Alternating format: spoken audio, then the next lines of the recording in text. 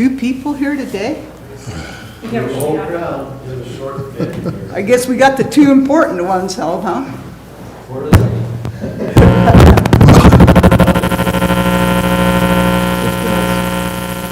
Is it me? Do you want me to touch mine? I don't know.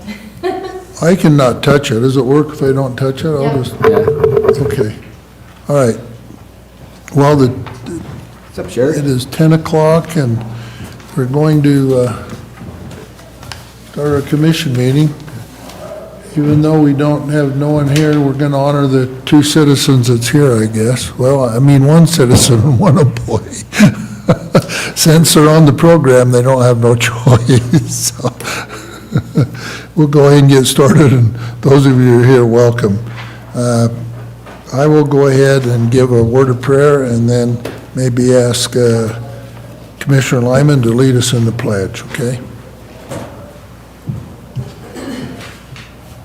Almighty County, gracious Father in heaven, humbly we come before Thee this day. We're grateful for this beautiful day and the events in this county and the blessings of being here that Thou hast given us for the moisture we received and during this last year, and we're grateful for that. And we pray for, as we go to the future, that we may be able to perceive and protect ourselves against the damage that may happen with water, but we're grateful for those things. We're grateful for the freedoms that we enjoy in this country, in this state, and basically in this county. We're grateful for the organizations and groups that we have, those that put forth effort in helping to volunteer and sustain our county and make our lives better.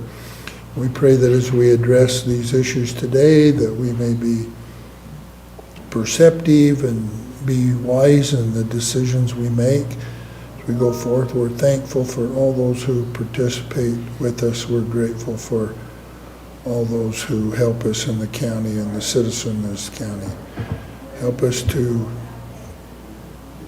always be able to remember Thee, and as we return home to families and friends and others, we pray that all would be well with each of us, and pray that throughout the world that things would be calmed and that people may be able to enjoy the opportunities that they have. Be with us this day in the name of Thy beloved Son, Jesus Christ. Amen.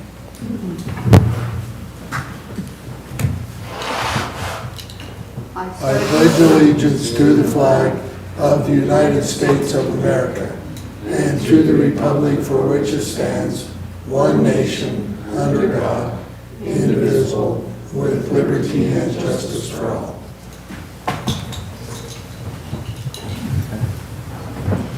Looks like everybody is waiting in the hall, huh? Welcome, come on in. I have no opening statements. Do either one of you have any comments before we start our commission meeting? Do you have the minutes? Have you looked through the minutes? Are there any additions or deletions? I thought maybe we could. Commissioner Lyman, go ahead. Little clarification on was on page 4, line 80. Where it said, Auditor Smith said that there is $18,500 remaining in the budget. I thought maybe we should mention it's the Miss Millard pageant And budget. that is the total budget. That's the total. That's not remaining then, huh? Correct. Okay, Okay, So so we which need- line? So what's the correction? Page 4, line 80. so that there's 18,500 total Budget? in the Miss Millard. Miss Millard budget. pageant, so you know what it is, okay? Yeah. All right, is that a motion? That's just it. Okay, Correction. it's a Do you correction. guys have anything else? Okay, anything else? Okay, I make a motion that we accept the minutes with the minor correction. Okay, I second it. moved and second, we accept the minutes with the minor correction. All those in favor say aye. Aye. Any opposed, nay. Okay, thank you very much. Any follow-up actions that you received in the minutes that's not on the agenda or we need to pay any attention to or follow up from our last meeting? Seeing none? Okay, let's go on. Discussion approval of business license for Hughes Handyman Services. Marquis, do you have that, or? Are you, oh, she has it, okay, sorry.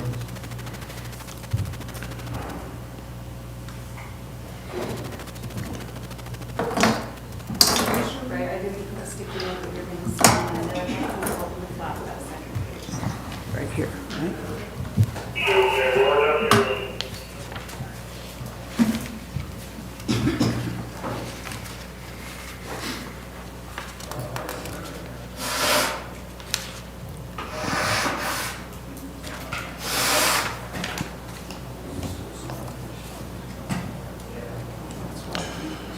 Is this in where, Fillmore or in Hinckley? So, well, Delt area, huh? Yeah.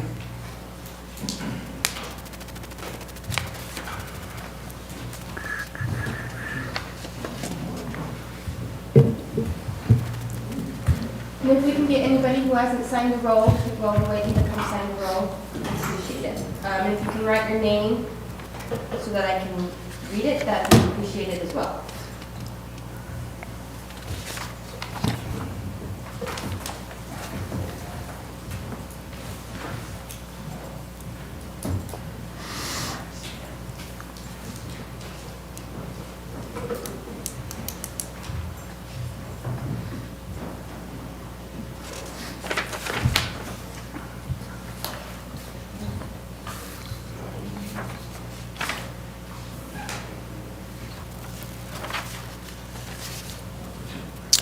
Okay, discussion on the business license and possible motion. He needs to sign it. I make a motion that we approve business license for Hughes Handyman Services. A motion to have a second? Second. Discussion on that motion, second. Seeing none, all in favor say aye. Aye. Any opposed, nay? Okay, thank you very much. Next item, John, do you want to come forward? You on the agenda here? What's that? Read the agenda item. She wants you to read the agenda. Okay, yes, I understand. This next item, discussion of possible awarding of front load garbage truck bid. We accepted the bids last meeting, and we asked our landfill supervisor to come back and be able to compare them and see what direction we need to go. So go ahead, John. I feel like the refuge equipment Pull your sales, mic down a little bit, maybe. I feel like the refuge equipment sales more fulfilled the contract or the request on the bid. They included the chassis and the compactor bin. And they came in at the 394 and 500,000. 394. Yeah, 394,500. So that'd be complete truck and everything. Yes, chassis and bed. Any questions for John? And is this the type of arrangement you want, that, like what they put on the bed for you? Is that- Yes, yeah, they completed it completely, what we're looking for. The other two bidders, they did not include a chassis, a truck chassis with their bid. So that's the reason for going with this one. And didn't you mention that it would be quite a while before they could get you the chassis? Yeah, it's probably going to be late fall before this truck's completed and delivered. And how soon can this company get it for you? That's as soon as they can get it. The other two didn't have even a timeline. Did you do any research on just maybe trying to find another chassis from I another have. separate dealer? I'd looked into going directly with Peterbilt, Uh-huh. and their time frame was clear into next year, and also their price was a sizable amount Okay. higher than what this figured into. Okay. What is this truck? Is it a Peterbilt as well? It's a Peterbilt, yep, and that's who I checked with. Okay. It's Peterbilt, just Okay. because of Peterbilt is the closest one to us to get warranty work and things like that done, so that's the Okay. reasoning for bidding a Peterbilt truck chassis. What type of warranty comes with this? It's pretty much a one-year warranty as far as electrical, drivetrain, chassis, things like that. And how about on the dumpster part of it? It's pretty much the same, about a year, and that just covers the electronics and basic components. I mean, if you crush a piece of pipe or an engine block and it pops a hole through the side of it, that's not part of Yeah, their warranty. that's understandable. John, how much will that compactor truck hold 15, 18? It's 40 compacted yards, cubic yards. How much weight can you get on it? It varies Probably 15, about 16 ton? Will it hold 42. 20 ton or not? It's not that- Oh, yeah, Okay. real close All to right. 22 ton legally. Yeah. They get overloaded quite a So have little you got bit. the old one fixed? Yes. Yes, So we will have two. hopefully, in the future, we'll have to. All right. More questions or discussion? Trevor, No. you have anything else? Nope. Okay. I need a motion to accept, go ahead and accept. I think we're all aware how we're going to do that. We're going to do it alone. We already discussed that, so we need a motion. So I make a motion, we accept the bid for refuse equipment for the amount of $394,500. Okay. I second that motion. Got a motion, a second, that we accept the bid, $394,000. Any more discussion to that motion? Seeing none, all in favor, say aye. Aye. Any opposed?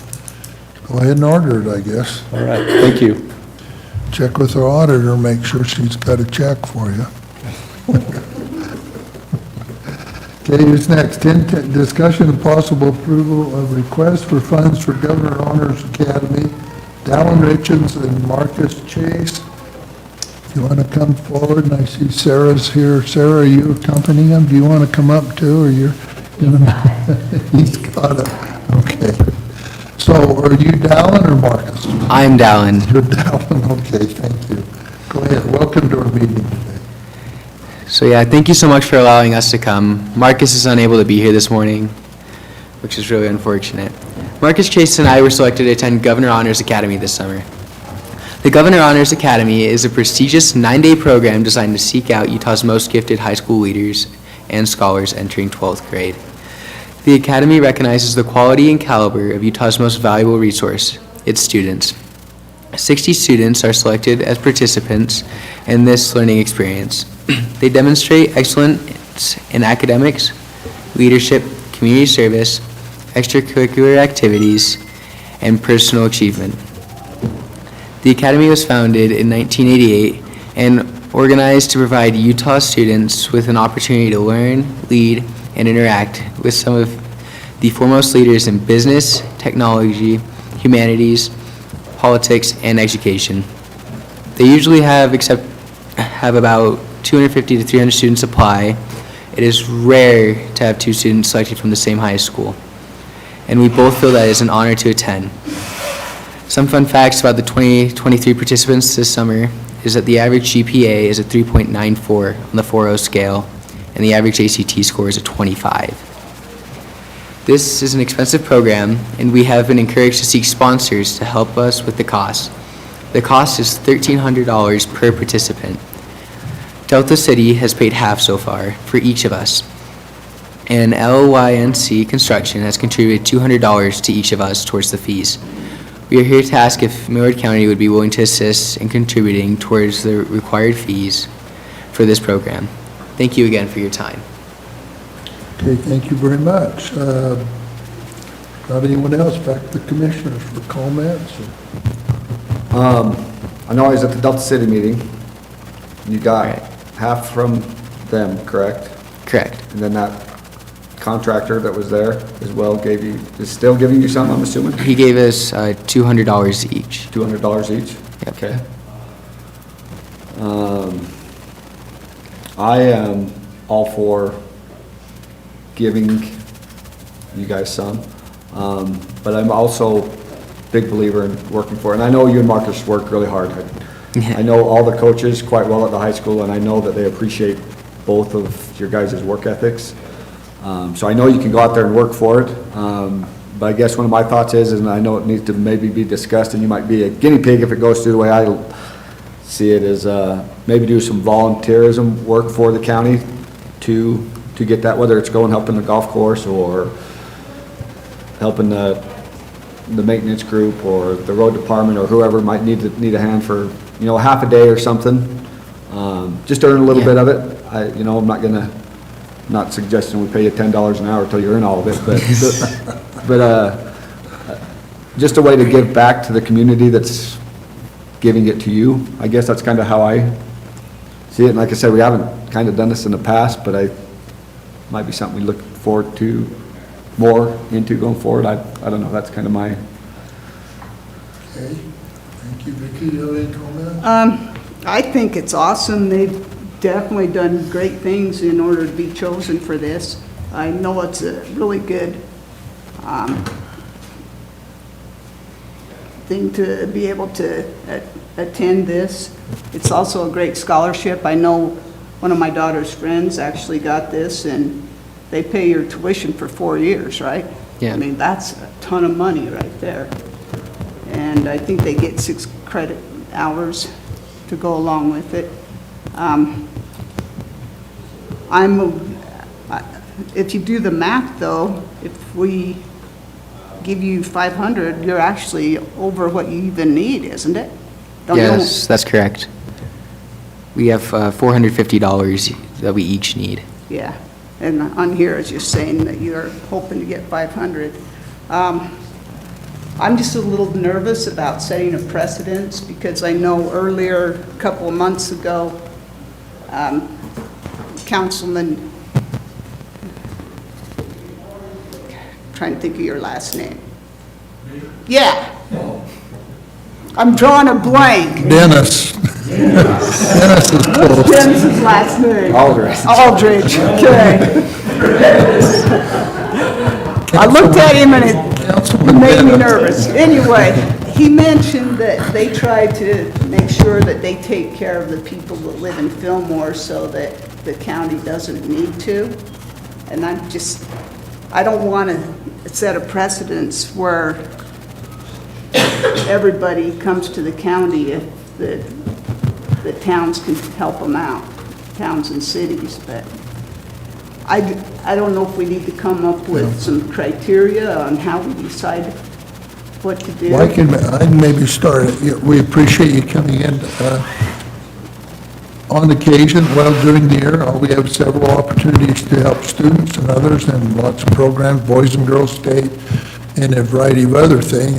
And most of those programs are involved around community service. I guess we have not set a pattern previously. We've maybe picked and chosen, but we haven't got anything officially developed yet. But I guess I know working with our county people, maintenance people, and tourism people, we have lots of events in the county, and there are quite a few of those events, stock shows, rodeos, other things that we need people that will help with community service. Do you think if you receive this award that you and Marcus would be willing to maybe commit to some community service within Delta or within our county? I think that we'd be willing to, yeah. Okay. Let me just throw out there that, I'd be supportive. I think it helps involve you in the county. I appreciate you coming because it helps us, at least me, understand more what's happening in our communities. And so it's good to know. But I think that, just let maybe make a suggestion. We have, this summer, we have the rodeo, we have all kinds of, and the maintenance people are always needing help. So I don't know what the appropriate hours, but if you and Marcus would each commit to maybe do 10 hours of community service, we could give you the supervisor's name, and you can work that out at his and your convenience, where you can go help at the fairgrounds or other things. We have other projects, if that didn't fit, we have cleanup, roadside projects, and a variety of stuff like that I'd like to follow through that I haven't done with our road supervisor, but that would be my suggestion, and particularly for the council in the future, as we get these, I think we want to hear about them, and I think that it's a good time for us to get involved in their life, and I think it's a good time for students and others to get involved in what's happening in the community, so I don't know whether you want to go from there, whether... Bonnie, how much do we have in a fund that we can use this out of? So miscellaneous projects is typically where we take it up from in special projects fund. Only 3.4% has been used. There's plenty of money there, 164,000 remains. And I'm fine with him coming, and whether you live in Fillmore or Delta, this is the hardest thing he's gonna have to do, is come in front of us, and and for a kid to do that, that's, it's gonna be a little growth just to do that, and I appreciate it, Dallin, and I know you and Marcus are two of the best young men at Delta High School, and so I can appreciate that, and I kind of with Bill, I don't know the right amount, and Pat, I don't know, is there anything legally to where they come and we're not paying them, we're donating the money, but we're asking them to come and do some community service? Is there? It should be county volunteers. Okay. Do you feel comfortable with that, Marcus? Or Dallin? Dallin? Yeah, I do. Okay, I think that... I'd say 8 hours, that's what I'd go with. And so, can you commit for Marcus to go back? He's in chemistry, but I think we can help him find some time. Okay, so what we will do is follow through, maybe Sarah will give you the supervisor's name, and then you can just, on your time and his time, you can work out a time. I know during the stock, they have a lot of need for help in panels, and lots of times inmates is when help and other things, so you might get some good experiences that way. But they do have some needs for actual just help labor, that citizens and others that'll come in. The stock show committee comes in and other people like that. So if you feel you could do that, we would accept that, and I would support the funds, and basically then you can just go ahead and proceed and work with those people, so. I don't know whether we need a motion. I'm looking for a motion that we make the award. So we make a motion that we award them, Dallin and Marcus, the funds for the Governor's Honors Academy, Yeah. with $450. That involves the 8 hours of community service. That's them to commit 8 hours of community service. Okay. Yeah. I second that So motion. first and second, so any more discussion? I guess real quick, do you mind if I guess my thought, if Dallin and Marcus like to go to the golf course, and, can they call Casey and go there, or do you want them to do something specific? Maybe, there's more discussion to, We have lots of needs, and what we need to do is in the future, develop some opportunities where the participant could maybe choose okay. where they want to go. That's the first one that comes to my mind, because that's the ones that's needing help all the time, But- very first. So my suggestion is get a hold of Casey, or get a hold of Rich, whoever you want to help, Okay. or Rick Bublitz. I know Rick's Sarah, can got you help plenty him? going on. Sarah, would you help them do that? Just get a hold of one of our supervisors and tell them they'd love to spend 8 hours with them, doing some community service, and get their suggestions, okay? Okay, that would be helpful for us. Okay. Okay, no further discussion. All in favor, say aye. Aye. Any opposed, nay? Thank you very much. All right. Thank you for you guys' time. Thank you, Dallin. Thanks for being a good kid, too. That's most important. What about the next item? You want to pass that? Vicki, did you decide when you want to discuss that? Yeah, I think we'll wait for another time. I found a little more information than I think we might not want to really talk. The next item of business, discussion, possible approval of alarm system for ME Bird Center, we're gonna skip over. We're gonna go to public input. So what members of the public are here that have any input? Me? Did Councilman you? Wing would like to say something. I guess we have none, so we're gonna go on to other business. I know I have a couple items here, and maybe so we'll probably have 3 or 4 items of our business. The first item I want to bring up is we received an email. We had made a previous indication was gonna try to do something about the sandbags, and so I'd like to bring that up for discussion. Sheriff, you sent out an email. Do you want to come up and discuss where you're at on that? Maybe Shane, come and tell us, and it involves Brandon too, and try to get something to accommodate. I guess we was thinking we would use every one we have, and maybe we're not going to use them all till it rains in the summer, and then we'll need them. So go ahead, Sheriff, if you want to follow up with that. So the premise moving forward, I think, is a realization, a final realization of how predisposed we've been over the decades of wildfire and then subsequent flooding. And, you know, we've always been in a race after those events. Oh, we're going to flood now, so let's hurry and fill a bunch of sandbags. We've been fortunate this cycle in that the state was very generous with some assistance, and we have a couple of large Connex containers. We have a couple of bagging machines. Describe a Connex container. Is that like a truck bed? It's like the big shipping cargo containers. That's what I'm- So what I propose is that with the vision of always being prepared with a certain amount of sandbags, these are storage containers for sandbags explicitly. They're provided by the state for that purpose. And I think we need to learn from our past that we should have a certain amount always on hand. And these containers and a roof over those containers would allow us to have storage capabilities for not only the sandbags, but some of the attending equipment that goes with preparing those sandbags. So we go back to last year after the Halfway Hill fire, and we bagged a bunch of sandbags, and we needed a place to put them, and we put them in the horse arena to keep them fresh and keep them undamaged. And then we needed to move them out, and there was a discussion at that time, Chair, if you'll recall, that some protection would be provided. I think a roof of some kind had been approved at that point. That never came about. Well, now it's kind of developed into we have some real formalized containers that we could still put a roof over and enhance the amount of storage that we have and make this a long-term, dedicated, we're prepared. This is an emergency management preparedness that we've doubled down on, and we'll have sandbags. So I guess you probably analyzed, do we need a roof over that container, or is it more accessible? Or can you not just put them out since they're enclosed, or?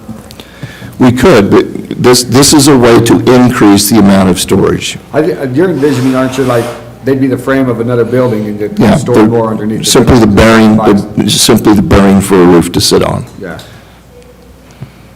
I think it sounds like something we need. How many containers do you have available? There's two. There's two. Mr. Ringett, you want to come up and talk a little bit more about where we might locate them and kind of the vision from accessing when we deploy these things? We depend on your department quite heavily when we distribute these sandbags. Thank you for storing the sandbags. You bet. So, we are gonna put it down there at our shop we got plenty of room down there. My question was, how much is one of them sandbaggers? I was just curious, I mean, that's a lot of money to sit out in the weather. I mean, they do need to be covered. $7,000. How much? $7,000. 7,000, so. 7,000 for what? For the sandbag machines. All the machine? I mean, that's what's gonna be, we don't wanna buy another one of them later on. I mean, it might as well be covered up, And the state's provided 2 of those. But they won't fit, you wouldn't put them in the container? No. No, that'd be- Okay. Yeah. And Emergency Manager Brunson's also working on, there's some additional offering from the state. I haven't talked to him, so if there's an update on this, Shane, let me know, but there are also some trailers available that are kitted for these machines that they didn't come with, but they're specialized with a hoisting system, a winching system that loads these things on a trailer, that you can deploy these, say, to a neighborhood, and then bagging could be occurring on site, so to speak. So having a roof over these containers also provides a space for these trailers, should we be successful in getting those. Okay, to the commissioners. Are we going to try to build that structure ourselves or hire a contractor to do it? That's up to you folks. We'd probably bid it out. We'd have to go get, we'd have to do this, right? I think what we want to do today is just decide if. It was already approved, is it already in the budget? Not, no. No. We do, when we was discussing, we haven't left from that, in East maintenance budget was an item that Brandon said that he wasn't anticipating, it was for a piece of equipment that he wasn't anticipated on getting, and we could possibly use that money that's already in the budget for East maintenance and be able to put that towards some of this. Plus, we could use also, we have some of the other funds that we could probably be able to use for. Don't you have some other, Shane got us some other funds at $52,000 that for the emergency, I guess, Sheriff, you're. Yeah, but I'm not sure that isn't earmarked as part of equipment rental, in case we needed heavy equipment for this flood mitigation. So I don't know that's available necessarily. Which is where we was originally, at least right now, going to put it towards some of this heavy equipment and that for mitigation. Yeah, But we do have, I think, and we'd have to maybe talk to Brandon and see that his plans are the same. There's about $15,000 in there. And so kind of what we need to decide if we want to proceed, and we'd have to come back to commission and maybe find an area or place that would be appropriate, and then determine the scale of what this needs to be to get them in, and then obviously look and see what we couldn't do as far as getting bids and something to complete this project, so. Could this money come out of the flood mitigation budget or grant that we got, or is that going to be? Well, that's what we was used up? talking about, that's probably would be more appropriate for this equipment. Some of it maybe could be, I don't know, we'd have to look and see, I don't. Because it is part of it's very tight connected to mitigation, and particularly to emergency and stuff like that, so. But I think, Brandon hasn't told me any different, but we need to check with Brandon and make sure he's not gonna purchase that equipment. So there is some already in there that could be available. And then we have available money in special projects. This would qualify for, this is one-time expense, would qualify for that special projects money that's a one-time expense. We just want to make sure we use up that flood Yeah. mitigation money. But we need to probably come back, get some planning and some figures, and then we know what we're talking about. That's what I would suggest. Bonnie's shaking her head, yeah, too. We need to know how much and what before. So I guess what we need today is just any discussion and give our approval to go forward, and we can work with Brandon. I think particularly the sheriff has give us what he has, the 2 containers, but we need to find a place to put them. And basically then we need to decide on the scale. I'm sure you already have an idea where it's going, right? So, We just kind of, we need to make a decision, you don't have to make a decision, but I guess it's gonna be made out of wood, or it's gonna be made out of metal trusses, wood trusses, long-term, or, it's gonna be open to weather. Yeah. So it's gonna, if you have wood trusses, it ain't gonna last forever. Yeah. But it's gonna be open to the weather. So if you're gonna do metal trusses, then, you know, Do you have an idea how big a building we need? How well, many it's gonna square feet we be, it's need gonna be to put 40 together by, in there? What's it's that? gonna be 40 long.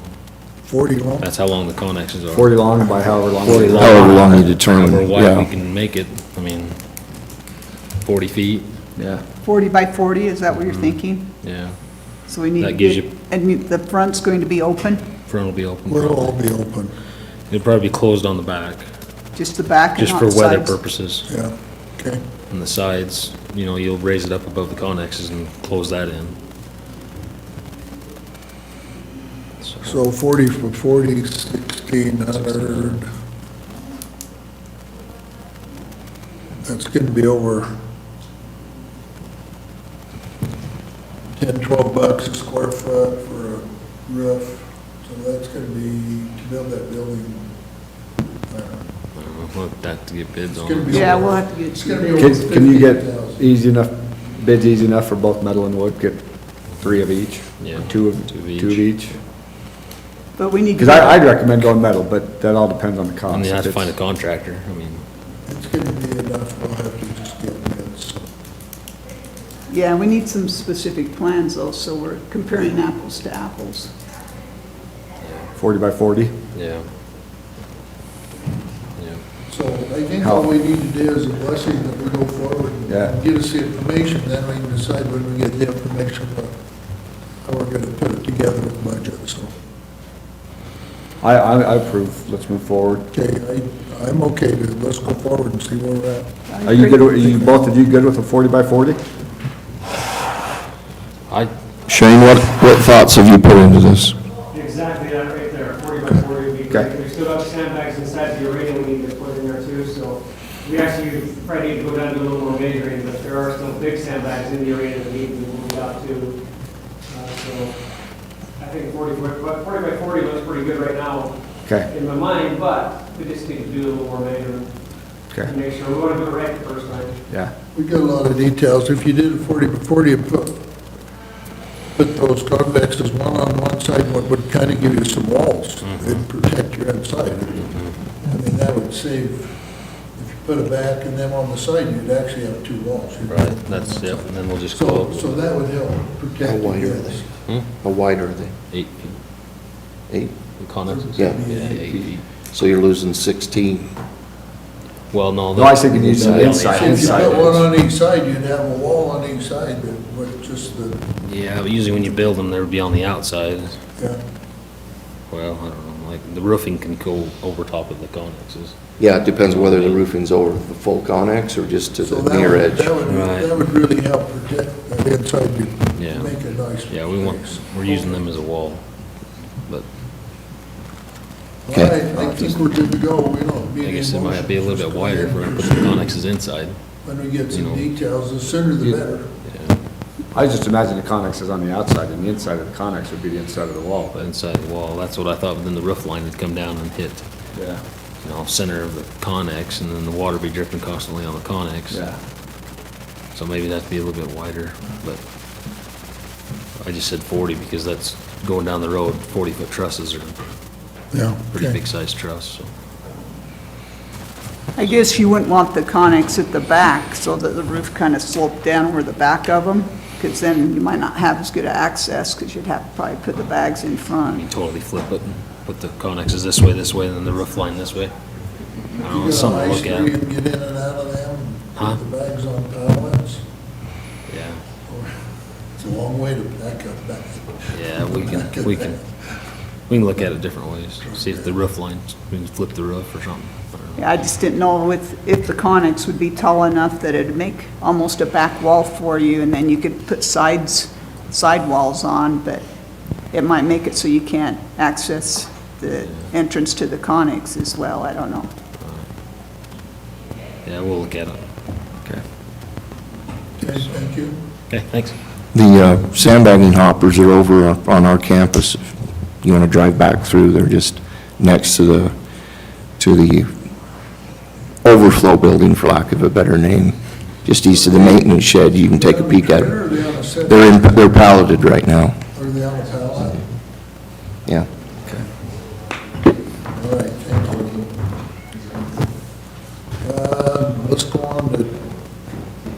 next item I have is, we've had some discussion with tourism, and at our fairground facility in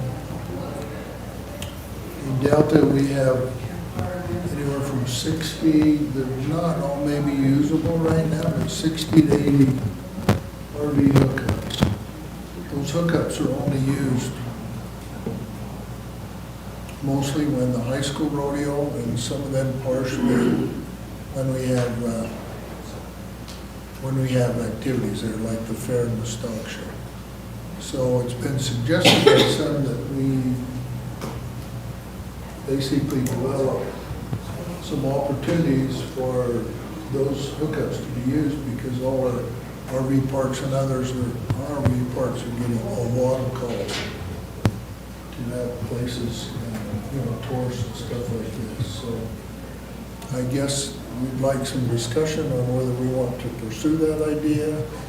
Or Kevin, I've talked to Kevin Morris several times. He's actually out of town, he's not able to be here. But he wanted to come in and have that discussion with us. If we can proceed, we can get a little more information so we don't write it all down. So, Yeah, he talked to me also, and he said you're a that, little tourist, yeah. he said that they would only be used for people that were tourists. They would not be used for construction people. And if there was room at the Antelope RV Park, they would actually use that first. But if there was not enough room there and they were just people that wanted to stay 2 or 3 days, that they would allow them to use the county RV facility, and that Antelope RV manager would actually take care of it. He would be in charge of scheduling it. They could get online and schedule it through him, and he would take care of all of that for us, and he would charge them a fee, and we would get a small amount. We'd get enough to pay for the tax that would go to tourism. In the past, years ago, I guess they had a deal worked out with the previous owner of the RV park, and they did the very same thing, and he paid the county $10 per night per RV hookup there, because that's what the transient room tax would be. And so I don't know what kind of deal we'd work out to how much we'd make him pay us, but he would take care of all that for us. Well, there's quite a bit of potential. I think the RV parks are charging like $50 a night. We could, and they have offered, we'd have to look at a software program where they can do the check-in and check-out. That would take some expense, but once you got that, then the potential could be $30, $40 a night. So there's quite a bit of potential there to utilize facilities that we have. And, it's just going to take a little bit of management, and of course that potential is giving a place for people to come to our county. Bonnie and I are looking at the budgetary issues surrounding that. There are a few things we need to look into. It's clearly an enterprise-type fund, but the big concern is what we're in effect doing. We can look at it and say, well, we're just giving tourists an opportunity somewhere to stay, but we're really subsidizing someone's private business. The way we would need to look at it is, instead of them collecting the fee and paying us a little bit, because that's 100% us just subsidizing someone's private business, we would pay them something, we would pay them a management fee, is the way it would have to be done. They could collect the fees on our behalf, but they'd all have to come through our budget, all the fees would, and then we would pay them a management fee. Okay. The software program needs to be set up, so we click it, it goes in, and Pat, you mentioned this into an enterprise. And would that qualify for emergency enterprise? No, Bonnie and I talked about that. It's got to be reasonably related to the actual enterprise. It's got to be related to something. So it'd have to be something around rec is where it would have to go. Rec, interestingly enough, I didn't realize this, but rec is not an enterprise fund. They've been separated from Fund 10. They're a separate fund number, but they're just general revenue. And so I think the way that's treated is the fees that are collected through rec simply essentially reimburse the general fund money that's used to pay for rec. So it is possible to do But I understand, we need to. Yeah, I think it's possible to It do, needs to but be paid to us, and that we would pay whoever's manage a management fee. Money needs to go here and not. yeah, and depending on what that looks like, I mean, might be something where we'd have to bid it out. If it's low enough, then we could just go with them, but if it looks like it could generate enough fee, then it's something we'd either have to do a request for proposal or a bid for somebody to manage it. Yeah, Kevin was wondering about a sole source, and I didn't know what, Guarantee how. that's not a sole source. I bet you there's 1 million people that could manage an RV, set of RV hookups. Yeah, The So sole that's source what isn't we just need- limited to Millard We need County. to proceed for enough to see if we had to bid, or we could do an RFP, and then we could just. But that much I can tell you, is that we'd have to, I mean, because I understood that too, that the way they did it before is, we basically just gave the hookups to them, they ran it, and then paid us a little bit, but that is clearly not not right. acceptable. I mean, Yeah. we are then using county property to make a private business owner money. the question is, though, we don't want to compete against him, so how do we know when he's full so that we can allow people to stay there? Yeah, I mean, that we'd have to work that out, because, yeah, we definitely don't want to create an enterprise that's competing with a private business owner. Okay.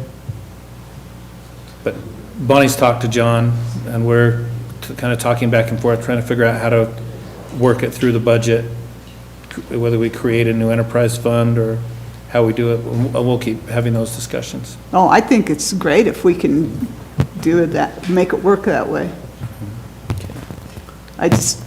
We just need to make sure that we aren't stealing his customers. Yep, we cannot do that. Well, it's just one of those things that's only gonna be lasting for a handful. Yeah, just till the Months. construction's over, and then we Yeah. probably don't have to worry about it anymore. So, are you wanting to go forward and you're over tourism, work with Kevin and come back next meeting with a proposal? And then we can decide from there? Do we need to have something legally written up to, Well, I think we need a proposal so we know the numbers and what we're actually doing. But I think Kevin and tourism can help us, that working with Pat and Bonnie, how we're gonna do it. I mean, just, we need to okay to go ahead and pursue it, we're doing something that we're interested in. But we gotta have a little more facts and figures so we can get it back in meeting here. But yeah, we'd want an agreement with them, we'd want a management agreement with them, but that's pretty easy, that's not a huge obstacle. Really, the only question that we need to ask initially is, the things that Bonnie and I need to work out is, how do we actually structure it? And I'll be honest, that's mostly Bonnie, not me. But beyond that is just, what's the management fee gonna look like? Is it gonna be down in the range where we can just do it, where we, or is it gonna be between the 15 and 75, or is it gonna be over 75? My guess is it's gonna be below $15,000 is what the management fee would be for the amount of time it's gonna be there. So my sense is we're probably not gonna be worried about sealed bids, but we just need to kind of we need to know that, we need to kind of have a sense of what that would look like. And so maybe Kevin can have a conversation with the RV park operator and just get a feel from them of what's the range gonna be. yeah. And then, We definitely don't want to lose money on it. I mean, if we're not going to get enough people to use it that would actually pay the 15,000, it's not something we want to do, right, or whatever the fee is. Well, I think there's lots of potential there in the future to supplement our budgets a little bit. But we've got that investment there, it's just sitting there. There's Yeah, it lots of sounds like- Potential to be able to use that. Yeah, There's lots of interest in places to park right now, and I think in the future, there's gonna maybe not be at the level, but there's still gonna be a lot of interest. tourism's not an enterprise fund, but it's got it's a separate source, so I'm almost wondering, like, if we treated it like the rec fees, and we don't need an enterprise fund, but we could just run it through tourism and then through, tourism, I suppose some of it could be potentially used for equipment for emergency services, not just for the general EMS fund. But it's too bad there'd be people coming in after hours, or we could just kind of have the people there at the rec center handle it. the rec building there by the softball fields, that office, but there'd be people not always, they wouldn't always be coming in probably during that time frame. Well, we can use part of that tourism budget for emergency services. I mean, That's what I just said, percent there. for equipment. Yeah. So just think about those. They can't hear you. Okay, I can get up closer to the mic. So, I guess let's think about those options. Vicki, would you take the responsibility to kind of get with Kevin and see that we develop something, and Bonnie? I'll have and Kevin talk to you and kind of work it out. maybe see what we think our needs are and what the potential are, and then report back to us as soon as possible, so we can get that. The sooner the better. Okay? You okay? Yeah, I think it's a great idea to Okay. keep looking Let's into. go ahead and move forward. I don't think we really have nothing to make a motion on, only let's go ahead and explore what we're going to do, so. All right, let's move forward.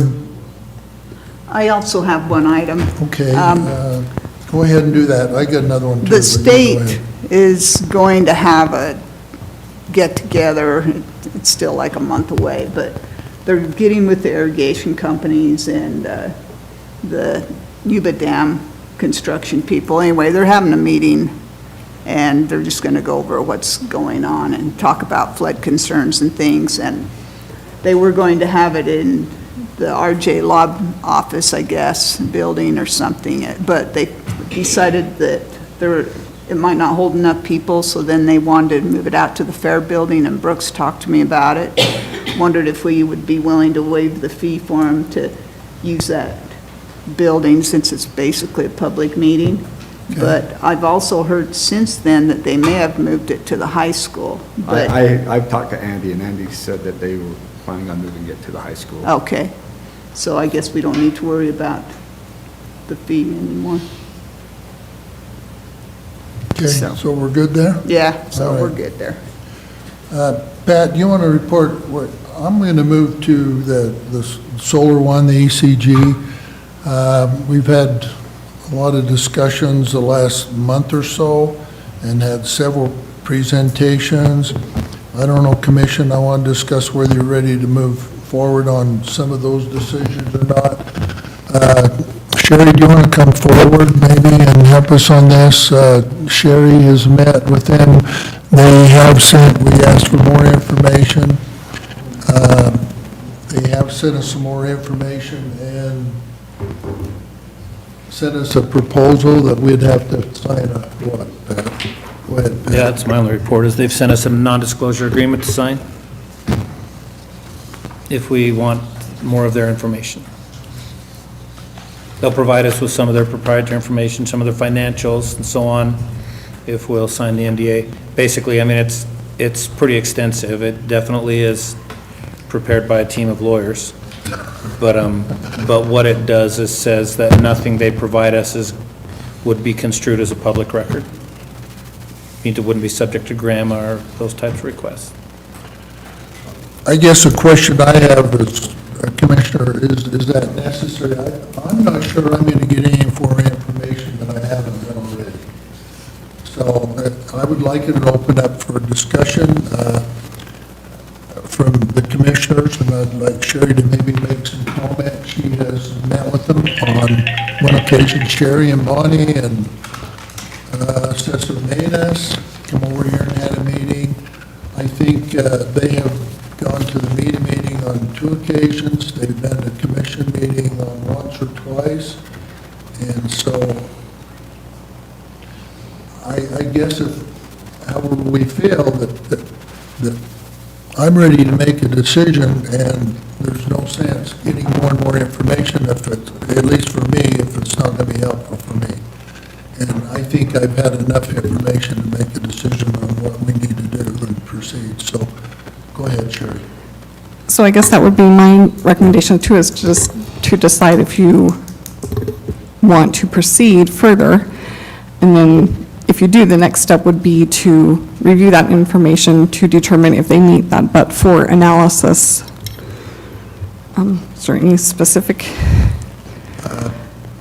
unless you have something else you want to. Yeah, so I guess the first decision is you have to decide if you want to proceed. If if you're wanting to proceed, then we can have some further discussions. I know I have some concerns with the proposal as presented. I believe, I don't want to speak, Pat's not here.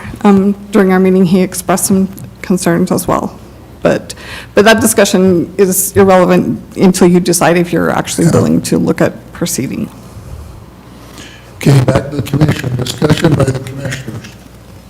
So up at that UAC, I'd always kind of understood a little bit. Adam's kind of talked to me about the old tax increment financing and the purpose of being able to do these, and I feel like they're just wanting a tax break. That's Nothing to correct. Do you with- want me to expand on, so that is just, I can give you my opinion on that. As Pat has always said, it's the three of you that have to decide that policy. But my opinion, and maybe it's because I've been here too long, but initially I believe, RDAs, CRAs, they've been through many iterations, were set up to help an entity who couldn't come because there was a big financial hurdle. There was, some investment in infrastructure that was needed. There was something that was preventing them from coming. In that circumstance, I can see a use for it. In this case, as was disclosed in the meeting where we met, it is purely a financial incentive to the company. And so that's a policy decision that you guys need to decide, is if you want to provide those types of financial incentives to those companies, knowing that we have local taxpayers who have not received that type of benefit. So basically, you're stepping into the arena of picking winners and losers, participating in quote-unquote corporate welfare, in my opinion. I did speak with the tax commission at that same meeting. While they will not officially comment, I gave them, a scenario of what was happening, and they questioned why we would even consider participating. Because all the other counties have. There's one county that has not, besides us. But that's the thing is, it's a decision that you three have to make as a policy. Do we want to participate just because everybody's doing it? Or do you want to, take a stand and, Well, I've tried to do my due diligence as much as possible and thought about this a lot. And there's three compelling things that I guess has helped me make a decision of where I'm at right now. And that's why we're faced with, I'm not sure any other information, I don't know what they could provide me to really tip the scale one way or another. The first thing is you talk about a tax break, is basically, Sherry had come up with the figures, if we didn't do the proposal of the increment, that basically if we put all that on property taxes, it would equal, $268 a reduction in every home. And so basically, if you do the increment, you're actually raising your taxes for your citizens. This money that we'd give them is coming out of the pocket of our homeowners and our citizens of the state of Utah. So it has to come from somewhere. The next thing that's compelling is they're on settlement land, they're not on private land. I've talked to the Settle people and asked Settle if they give any reductions or tax breaks. The answer to that is absolutely not. Because with Settle land, they have by statute, they have to abide that has to be for the best use of the school children of Utah at the maximum use. And so I'm asking my question, so why do we have the interest, why is it all on us to give the tax reductions when the state of Utah themselves will not give any tax reductions at all? So why are we the only ones that's really asked to participate when the state wouldn't? Another thing in their proposal that I guess that helps me think about this is one of the reasons they said the school district had provided a third opinion, and in that third opinion from the school district, it had listed several of the reasons why we would do this. Well, one of the reasons is that we could provide energy diversity for those people in Southern California. I'm not sure that the citizens in our county should be the one providing energy diversity for Southern California. Southern California is in the situation they are because they chose to be there, And then I'm not sure that we're the ones, and this county is the ones that really need to provide that diversity for them. I would say this, I have lots of other opinions, I'm not going to go into them today, but I've worked with Adam and others. Our county has open arms to anybody that wants to come up here and do research or development or anything. We will do everything we can to do planning and zoning, conditional use permits. We'll do everything we can to get rid of regulations. But I'm not sure that we're the ones that need to pay for that. I think that our citizens, basically, if we did this, we could have a tax reduction. It's a tax raise for our citizens. And I think they need to come and participate. The question is, and always the threat, well, they won't come. They might not come, but there's lots of other interests, and I think we can fairly say that there's many, many other companies interested in coming here, providing what they would provide. So that's 3 of my opinions. So further discussion. I would actually like to see their numbers and see what they propose that they're going to have to put in for infrastructure that could be valuable to the So county. in the discussion with the company, that there was no infrastructure cost there. They wanted the incentive clearly just as a tax incentive. They won't have They're to. not, Their they're not using proposal- it all for its yeah, intended their use. And that's proposal why I'm was not- opposed to it. They are not using it for the intended use of tax increment financing. Well, and I have to Right. clarify that incentive is a legal use under the current tax code. In my opinion, that was not the intent of the original legislation, but it is, It is, you can't find Legal. it in there. Well, I in fact went so far as to question, yeah, it is legal, but is it ethical? so someone could correct me if I'm wrong. I'm having a hard time finding the real, well, I know why we have CRAs and RDAs. Whether we have a CRA or an RDA or not, if we have the money in our county budget, we're not prohibited from addressing any improvements we want in that area. We don't need to have a CRA to take our tax dollars and address any improvements. So we're not prohibited from doing what we think is necessary out there if it really has a compelling interest, the best for our county. We don't need an RDA for us to go ahead and do something in that area.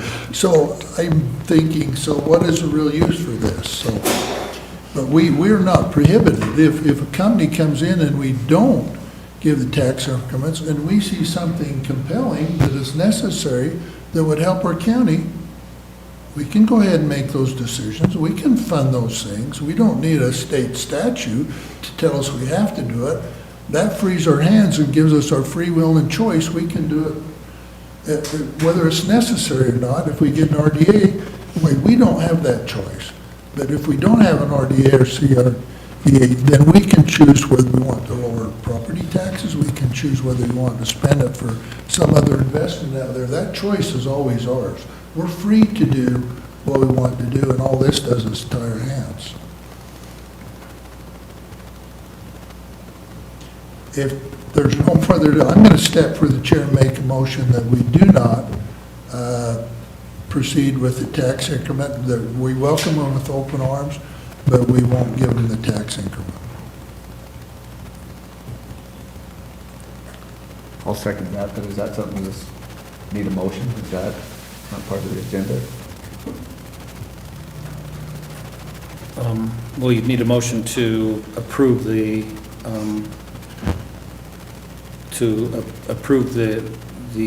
non-disclosure agreement, for sure, but I think just to make it clean, it's probably something that a motion could. Okay.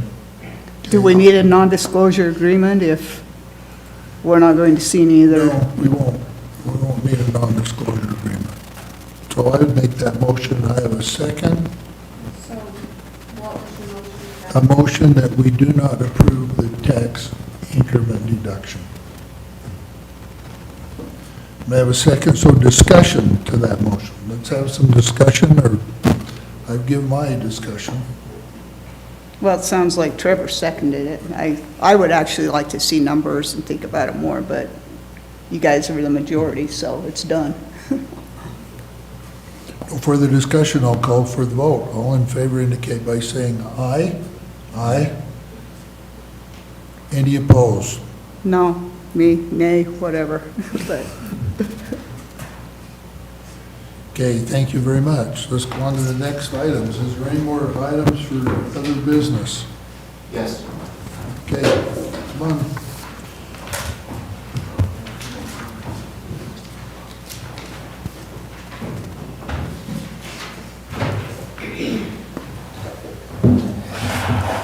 Last meeting, and I was unable to be here, it was brought up that one of the impacts that we're seeing, obviously, with our growth is some traffic concerns, and a deputy had spoken openly about the possibility of increasing pay in order to staff traffic shifts, and he likely mentioned that because that is actually something that I had brought out and had been discussing with staff to get feelings on.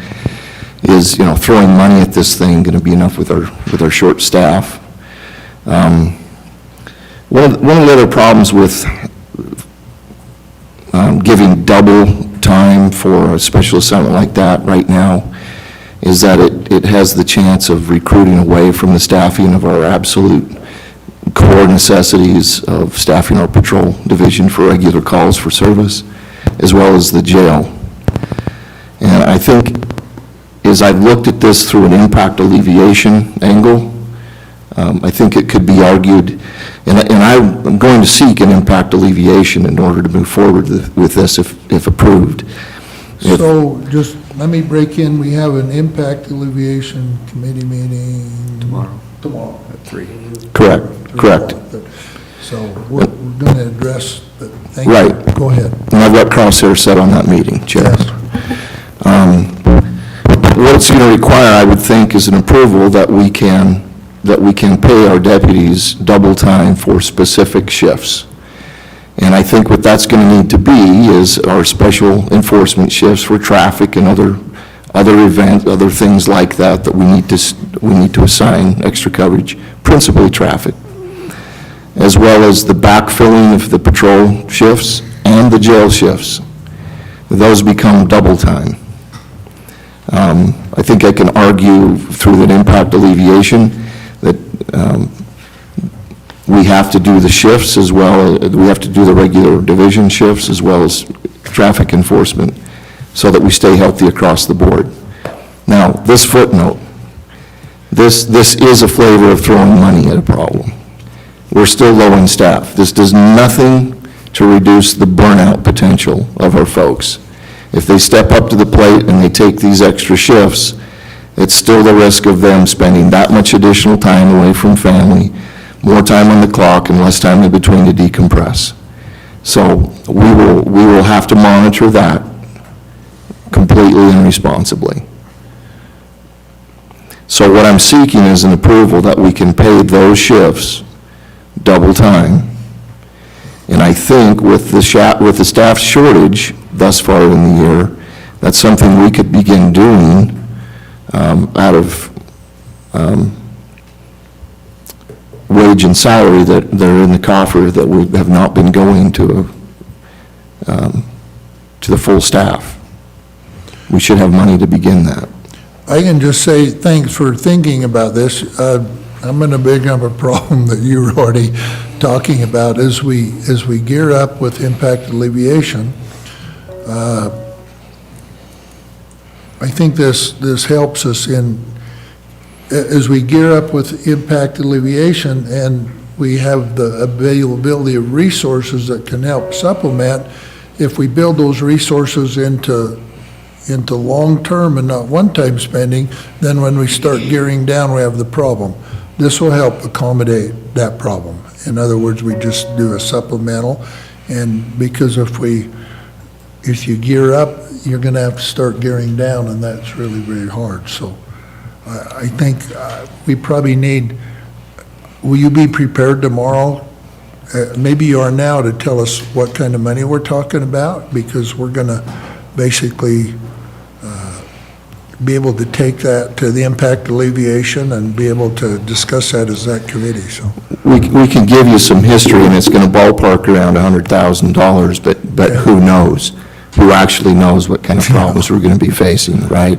And I think that's the impact sources, the impact alleviation sources need to be prepared for that absolute unknown, and we can't commit to solid figures on any of that. This has kind of got to be open-ended. But you're right, Chair, this is a mechanism that doesn't commit us in the future to hold to this, but it is the solution for right now. And I think it's fair and it's proper to do it this way. Captain, we'd looked at some numbers. Yeah, it was, on just the patrol side of it, I believe it would be an additional almost $50,000 to take our current overtime budget to a double time. And then for the jail was, and that's just the wage, that's not including any benefit or employer contributions on that. And then on the corrections side would be an additional almost $23,000. So $100,000, and the auditor would know better as far as the additional employer contributions on that figure, but I think $100,000 would be a safe starting point to figure that. So. I think the benefits are going to be surprising and running a little bit higher than that. Would they? Okay. Well, I think these companies know that they need to put out money for that, because that's an important thing for you guys to be able to staff all of the positions you need taken care of. But I will compliment you guys on Jones Road, and traffic lately on that road is going much slower. Trevor says he can't speed on it anymore. He has to slow down. We have his I tag. didn't say anymore, just not as fast. Not as fast. I want to clarify, the deputy that talked to me that sort of initiated this conversation did not ask me to bring this up. He wasn't trying to go around his command structure. He was simply, we were meeting on a different case. We started talking about Jones Road, and he simply voiced that. He wasn't coming to me to say, deal with this. He just told me his concern. I think they see the deputies out there enough that people have slowed down a lot on that road. So, okay, I'm still trying to wrap my head around, part of it is, so you're concerned that the jailers, they don't have the opportunity to go out and patrol extra shifts, is that what you're saying? So No. that's why we're paying them double time for those shifts? No, that's not actually right, Commissioner. Okay. So they're short-staffed too. Uh-huh. And they're also backfilling. So it's not the fairness argument of them not working traffic. It is a domino effect. If we don't pay, Backfill at the jail when they can go backfill out on patrol. if we don't compensate the backfill of patrol properly so it stays stable, They have to pull patrol deputies into the jail sometimes. Yeah, okay, yeah, all right, that's making Then- more sense, because I was thinking, well, Yeah. are they trying to get out of their 40-hour week, regular pay to work double time on these extra shifts? they're on the same mission as all the rest of us, those that work in the jail. They're absolutely as critical as any other mission in the sheriff's office. It's the reason there's parity in pay. They make the same per tenure with patrol deputies. It sends the right message, and it's fair because they also are spending extra grease to staff the jail and working overtime. Not quite in the same boat, but very, very, very similar. And I would say recently, we've been able to make a couple of conditional offers. So where things are looking up slowly, but that's not enough to change their dynamics right now. And for that reason, I bring this to you today. I agree with what you have to say. And we need to take care of our deputies and all of the people that work in your office. I don't know what. I've thought about what kind of a reception we're going to get. I guess we'll find out tomorrow when we start throwing some of these figures together. It might be very positive, maybe it won't. Vicki says it's going to be, Commissioner Lyman says we'll have a positive reception as we start putting some of these figures together.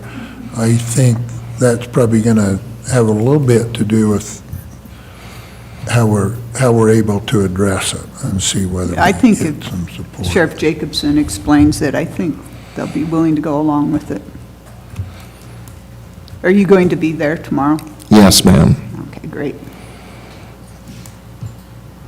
And I'm confident that they're going to embrace that wholeheartedly. The reason I say that is my monthly meetings with the leads out at the plant is that they're completely on board with these concerns. And they're also bringing up the concerns of traffic based upon the employees that are out there. So they're a part of this solution.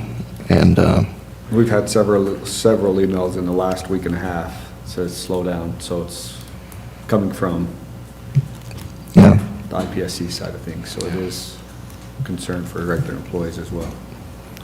There's a company, I may have mentioned this before, but there's a company out there on site that has modern technology in their fleet vehicles, and they discovered one of their employees was at 100 miles an hour plus on Jones Road, and they terminated that employee. So we're working very well together with the entities out there. I expect full support for this. I think we have enough money right now because we haven't been paying all of our positions. I think we could move forward and begin this pay schedule immediately. Yeah, because it would take some period of time, I hope not too long, to get that supplement put back in Yeah. the budget. So I'd ask for your approval to do that. If I could just get with you on the shifts, if it's part of the actual shift and understand, because then I can get you a better number on benefits. Okay? Yeah. You would do that so that our auditor understands where we're going and. Yeah. So what we need is an approval that you present this plan, I guess, tomorrow. Pat? You want approval to go ahead and do it, or approval just, you have our support tomorrow? As you present it to those in charge? I'd like to have an approval that we can begin paying double time on these particular assignments. I think that's a resolution. Yeah, so whatever we need to do. So we need to come up with a resolution, right? So we're gonna have to wait till next, if we do a resolution, we're gonna have to wait till next You meeting. have to notice a resolution, I'm afraid. Because there'll be a resolution, and we got our HR person sitting there, he needs to be involved also, so. I'll support going through resolution, but I also want to hear what they have to say tomorrow, because if they Sure. say, no, we're not Yeah. paying you anything, we don't have it in our We budget. might to- look at it different. You might have to look at it different. But I hope they do. If they do, great, but I don't know what's there to pay everybody double time if we're not getting a little I have faith they're going to support you. extra compensation. And I'm sure they will too, but I'm just being honest, that if something doesn't go the way we want it to tomorrow, it's not all roses either. I think, Sheriff, maybe Before they hatch. Yeah. we can't do Yeah. anything officially today if we have to do a resolution, so I would just suggest we go ahead and proceed. I think tomorrow, and I think it's gonna happen, but we'll kind of check the temperature and see where we're at. That might make a difference of exactly what we're willing to contribute. I think that's gonna end up positive. I don't think it's gonna go the other way, but then we can proceed with, as you work with Bonnie, the exact figures, so we know exactly what we're doing. And here again, the thing I appreciate, the way you've approached it, is we can gear up and then gear down. That we don't build some long-term thing in there. I mean, that's the thing I'm concerned about, that we don't build something that we can't support in the future when we don't have the numbers to support it. So, thank you for doing that. And Assuming that it's going to go positively tomorrow, I'll work with the sheriff and Bonnie and Jacob on a resolution that accurately captures the emergency nature and the temporary nature of it. Okay, Thank you. I have one other item. okay, go ahead.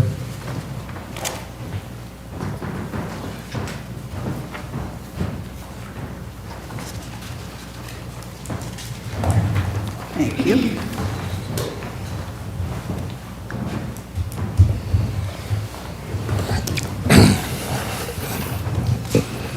As you look at us, we three here, you're looking at the one on-call EMT EMT in Fillmore currently for the day in Lindsay. And you're looking at the two potential drivers for the ambulance and the captain and myself. So these are some figures that Lindsay has put together, and I'll ask her to explain just in brief. These aren't, I'm going to apologize to the director, Director Rowell. She is fortunately on some rest away from the schedule. So I haven't really had her in the loop on this. Nothing concrete about this, but this gives you kind of an idea moving forward to bring the volunteers a little more square as we continue to work on solutions for EMS. There are some proposed increases here, I think that are due, and I think are fair, and I think that they're worthy, excuse me. Lindsay, can you just kind of break it down a little bit of what they have in their hands? Yeah. The first page is broke down, at the top section is our runs for 2020, 2021, 2022, and the average. And I've timed those out with the old rate and the new rate and put the difference there in the right-hand column. So the proposed run pay rate is the next page. That's what we're proposing to go to. And the difference between what we pay now and that proposed just for the runs is around $47,520. The lower section is based on the pager hours that have been turned in the last 3 years for 2020, 2021, and 2022, with the 3-year average at a 7% increase, which would be reflective of what the county employees got COLA this year. And that increase is around $6,371.55. This is not all of our EMTs turn in time cards. Some are hit and miss. Some are covering hours that they don't turn in. I mean, that number can always change, always goes up. Our per run pay, that's pretty concrete in what the averages have been for the last 3 years, based upon being either a driver, a basic, or an advanced EMT. So it's not per hour, it is per run then? Right. Our main pay is per run. We do get a pager pay, very minimal amount to be on call per hour. So if the run takes a long time, is there any way to give them a little more money? That's kind of what we do. So like in the proposed EMT scale, and even in the back page is our current pay scale, we get paid so much for a local run. That's within the county. And basics get a certain amount, the advanced get a higher amount. And then if we're over 25 loaded miles, so if we have a patient in the back of the ambulance for over 25 miles, we get 60 cents a mile above that. Then our transfers to either surrounding counties, so Sevier County, Juab County, that's usually the two we go to surrounding, is set at a rate. And then when you go to Utah County or Iron County, that's set at a little bit bigger rate, and then Salt Lake and Washington County. And then the odd chance that we end up in Weber County, that's the higher rate. And that's all reflected here. We also do pay right now, and I don't think that we adjusted that as, and maybe that's something we need to look at, but it's $15 an hour per standby rate. So if we go out on, say, a mountain rescue, after 2 hours of being on that call, if we're still on that call, trying to get them off the mountain, trying to, whatever it's taking us, they get $15 an hour on top of their call rate.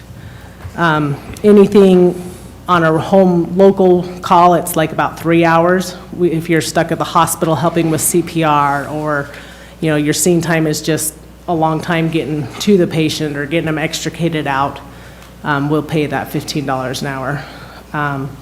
The $20 per hour standby rate is for when we do event standby, so motocross, rodeo, that kind of thing, they get paid a little bit more.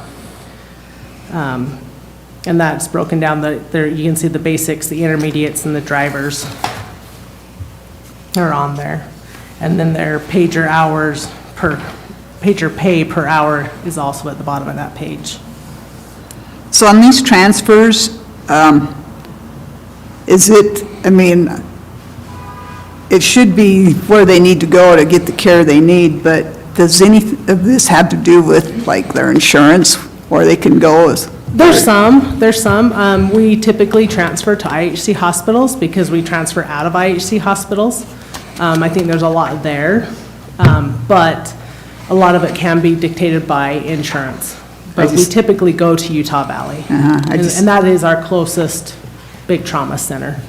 I just thought going to Weber counties. Yeah, we actually haven't gone to Weber in the last 3 years, and it's very rare that we do, but once in a while, if there's no beds available, we go where. Okay, yeah, that makes sense. Where we need to. They typically try to start, closer and then Yeah. as Well, beds that's are good. full. Yeah. They fill up. So these aren't meant to pin anyone in any type of corners. This obviously is, I mean, if we move forward with this, and it would obviously burden the county with more money obligations. We do have some other sources that are willing to contribute to this as an ongoing. They've yet to decloak in this setting, and I'm going to try to accelerate that to get them to bring them forward with an open and public discussion about this. There is an impact alleviation angle on this, but again, that's money that may not be around forever. Yeah. So. That could be a temporary. Yeah, so it may launch some things, particularly if we reorganize kind of what we're doing. We can talk more about that in subsequent meetings, but I kind of felt like, particularly with two newer commissioners, that maybe something in front of you would kind of help illustrate where we're at, where we have been, where others are at, as we kind of move forward, and not just simply throw the money, but understand what money is actually involved as a part of the overall solution. So I wanted to just get that out to you today. Have you seen anything yet that would maybe qualify for impact alleviation? We probably haven't seen that yet, and of course, we're going to have some evidence before we, with the numbers, that would qualify to maybe get some funds there. I mean, that's something in the future, I think. We probably don't have evidence right now. Right, so you're right, Chair, probably a little premature for real solid evidence of that. I think, we've probably seen a very small bump in some runs, but nothing that's absolutely remarkable that I can think of right now. So Lindsay, is the yellow mark the increase over the current, if the current activity stayed the same, what you're suggesting, that would be the total increase? Right. Bonnie, could you, where are we at in our emergency fund now? I don't think we have a deficit there, do we? I mean, have we got any flexibility in there or not? You got to talk louder. Thank you, Sheriff. I'm sorry. No worries. Talk into your mic. Okay, can you hear me? Yeah. So if it increases the overall budget, not only would we need a resolution, but we'd need a public hearing regardless of where the funding was coming from. Yeah. So, and we would need time to advertise that as well, if this is the direction that we're going. And as far as the fund, So the increase may not be over budget. If we budgeted our anticipated revenues, we might not be over the budget. It depends on what our anticipated revenues are. yeah, I mean, you've operated for 4 months a year, almost 21% of your overall budget used. So, I mean, that looks, in a good light. So there is some surplus, because normally after, you'd see more than 25% at this point, so. I did just notice a typo on the old EMT scale, under the 620. We are currently paying them the $50 per run, 2-hour minimum. That is on the proposed schedule. I just didn't change it, print it off. Well, I think it's common knowledge, for any of us to know that in the future, we need to look at some other sources for this fund other than what we have. And we do have the ability to do some taxing. We just haven't figured out, we haven't got a good method right now to do that. Another question I have is our HR, person been able to look at these and go over these with you, or just the first glance for anybody? It's the first glance for anyone. Okay. So I would suggest also that we involve our HR in our county, and at least it gives us maybe his vision is a little more vision where we need to go. And so I would suggest before we do it, at least as a commissioner, before I do anything officially, that the auditor have a chance to look at these and see where we're at, so we know. And I would suggest that our HR person have a chance to sit down and basically offer maybe his opinions of where we're at and where we need to be, so. Right. We just wanted to offer it today as food for thought, just Okay. kind of, you know. Real just quick, thinking. what's the problem, is the problem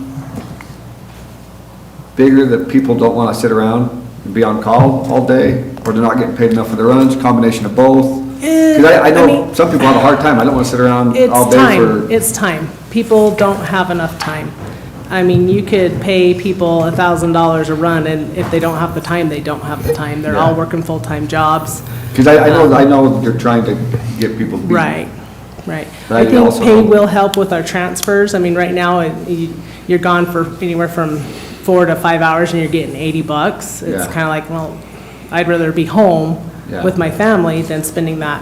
You know, you get off work at 5 and you get called on a transfer, and you're not home till after 10, Yeah. you know, that Well, kind of thing. And I know some people are like, well, my family's going to the reservoir today, and that's too Right. far for me to even Right. go out. And I hate not being able to go to the Yeah, res and while my that's a big family's thing. there. And they just, And a lot of times, and we're lucky in the fact that when we have been paging any available or for extra help, we've been pretty lucky that we've actually had people show up.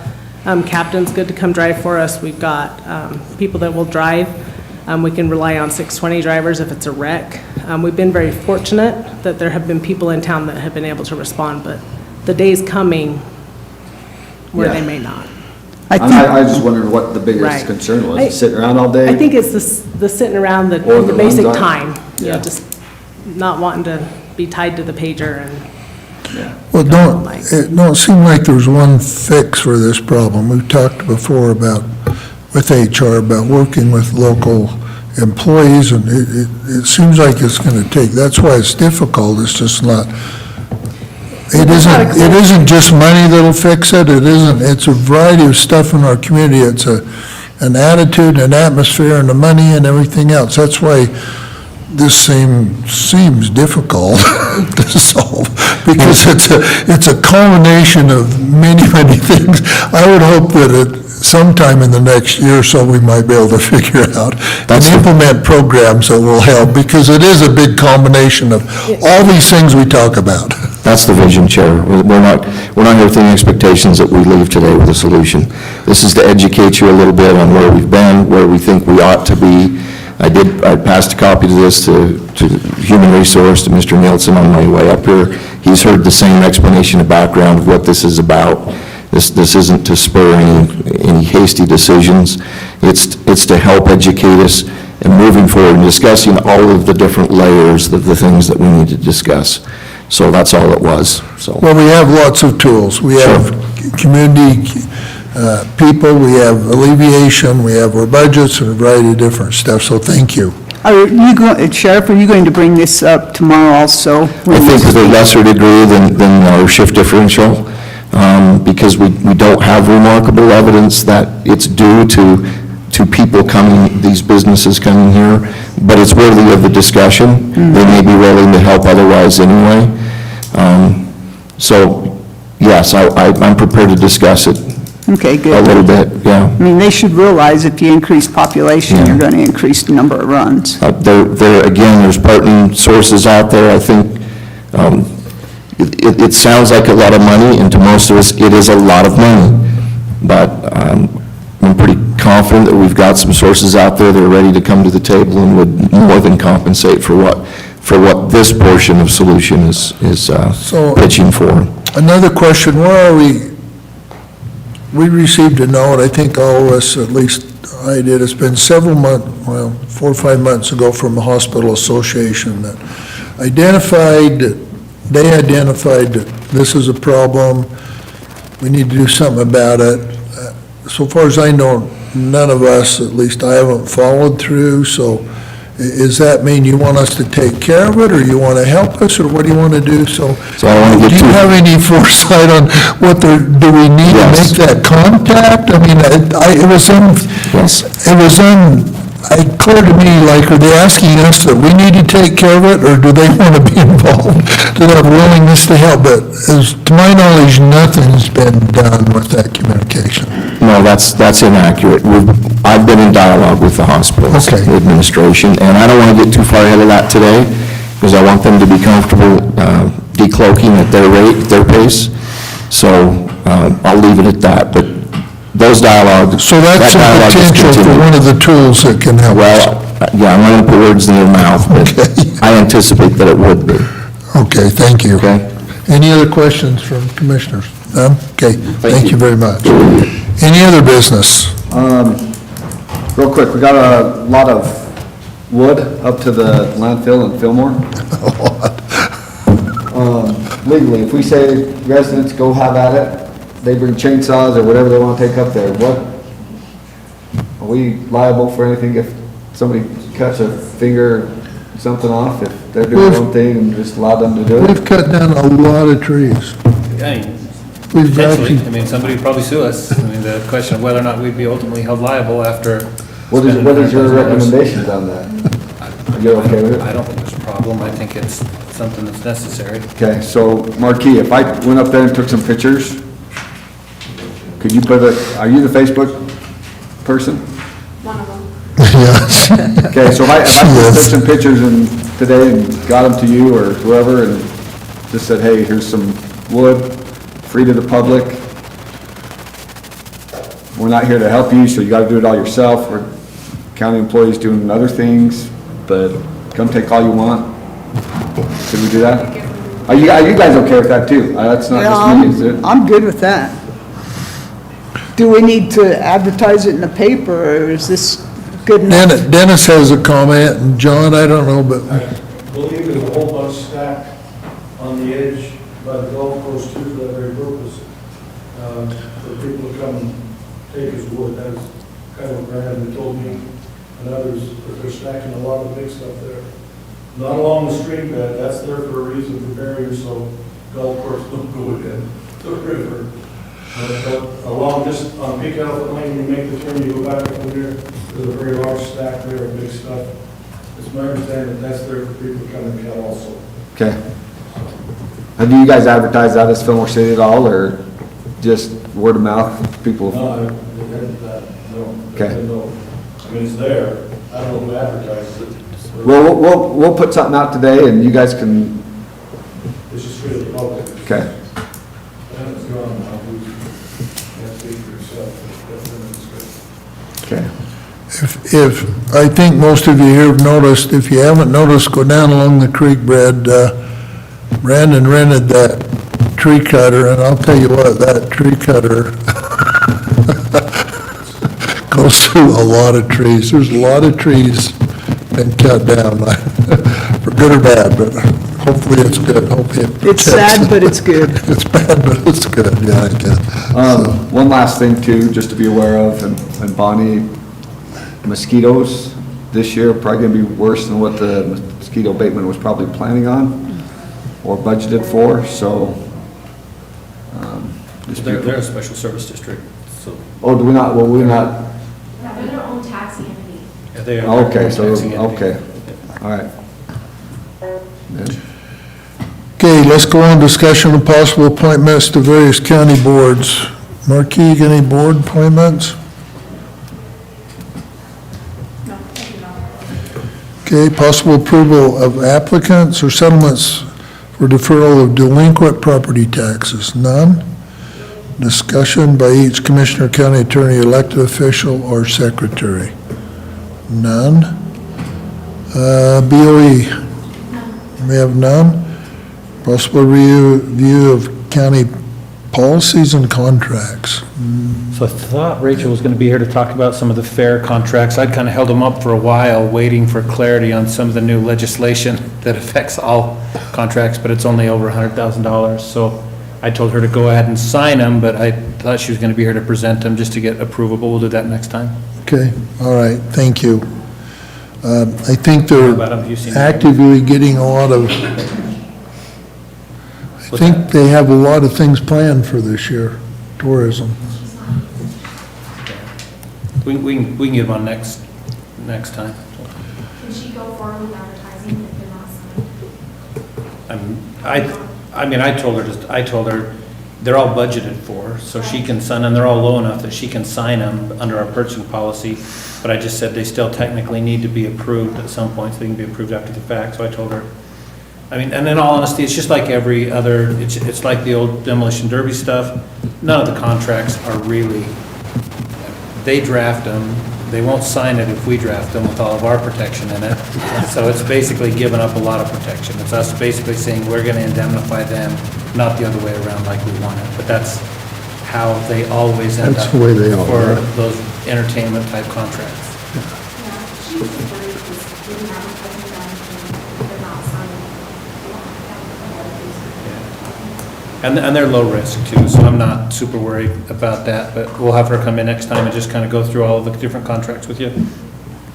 And I think all of these go to other fairs and things, so it's not like we're going out on a limb by letting them come here. Oh, right, yeah, it's no big deal, and, I mean, I just know that if you talk to USIP, they say, you gotta have this and this and this and this and this, or we're not gonna cover you, but no county gets this and this and this and this and this.